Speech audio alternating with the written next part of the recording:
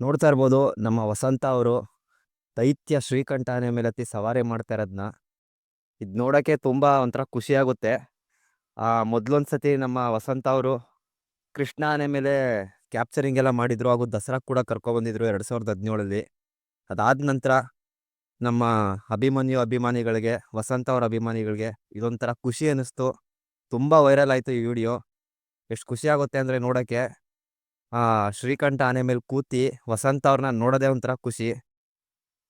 ಹಾಗೆ ವಸಂತ ಹಾಗೂ ಅಭಿಮನ್ಯುನೇ ಕ್ಯಾಪ್ಚರ್ ಮಾಡಿ ಹಿಡ್ದಂಥ ಆನೆ ಶ್ರೀಕಂಠ 2014ರಲ್ಲಿ. ಅದನ್ನ ಹಿಡ್ದು ಲೋಡ್ ಮಾಡಿದ್ದೆ ನಮ್ಮ ವಸಂತ ಹಾಗೂ ಅಭಿಮನ್ಯು ಟೀಮ್. ಇಷ್ಟು ವರ್ಷ ದಸರಾ ಮಾಡಿರೋ ಅನುಭವ ನಮ್ಮ ವಸಂತ ಅವ್ರಿಗೆ. ಅವ್ರ ಜೊತೆ ನಿಂತ್ಕೊಂಡು ಮಾತಾಡೋದೇ ಒಂದು ಖುಷಿ. ಅವರು ಅವ್ರು ಹೇಳೋ ಸ್ಟೋರಿಗಳು ಕೇಳೋದು ಒಂಥರ ಖುಷಿ. ಕ್ಯಾಪ್ಚರಿಂಗ್ ಬಗ್ಗೆ ಆಗಿರ್ಬೋದು, ಆನೆಗಳು ಪಳಗ್ಸೋದ್ ಬಗ್ಗೆ ಆಗಿರ್ಬೋದು. ನೀವು ಬೇಕಾದರೆ ಒಂದು ಸತಿ ಹೋದಾಗ ಫ್ರೀ ಇದ್ದಾಗ ಮಾತಾಡಿ. ಅವ್ರು ಹೇಳೋ ಸ್ಟೋರಿಗಳಾಗಿರ್ಬೋದು, ಕ್ಯಾಪ್ಚರಿಂಗ್ ಸ್ಟೋರಿಗಳಾಗಿರ್ಬೋದು, ಒಂಥರ ನಮಗೆ ಒಂಥರ ಪಾಸಿಟಿವ್ ವೈಬ್ಸ್ ಅಂತ ಬರುತ್ತೆ. ಅವ್ರ ಜೊತೆ ಮಾತಾಡ್ಬೇಕಾದ್ರೆ ನಮಗೆ ಒಂಥರ ರೋಮಾಂಚಕ. ಯಾವ ಥರ ಕ್ಯಾಪ್ಚರಿಂಗ್ ಎಲ್ಲ ಮಾಡಿದರು, ಹಾಗೆ ಯಾವ ರೀತಿ ಸಾವನ್ನ ಗೆದ್ದು ಬಂದರು, ಅಭಿಮನ್ಯು ಯಾವ ಥರ ಎಲ್ಲ ಕಾಪಾಡ್ತು ವಸಂತ ಅವ್ರಿಗೆ. ಆದರೆ ಇದೆಲ್ಲ ನಮ್ಮ ಯೂಟ್ಯೂಬ್ ಚಾನಲ್ ಆಗಲಿ, ಮೀಡಿಯಾದಲ್ಲಾಗಲಿ ಹೇಳೋಕ್ಕಾಗಲ್ಲ ಅವರು.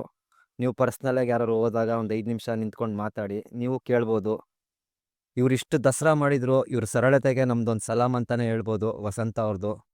ಹಾಗೆ ಇವ್ರು 100 ವರ್ಷ ಚೆನ್ನಾಗಿರಲಿ.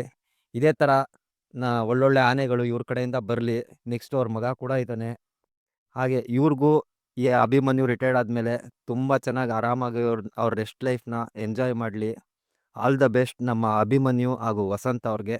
ಅವ್ರ ಅಭಿಮಾನಿಗಳಿಗೂ ನಮ್ಮ ಕಡೆಯಿಂದ ಒಂದು ಆಲ್ ದ ಬೆಸ್ಟ್.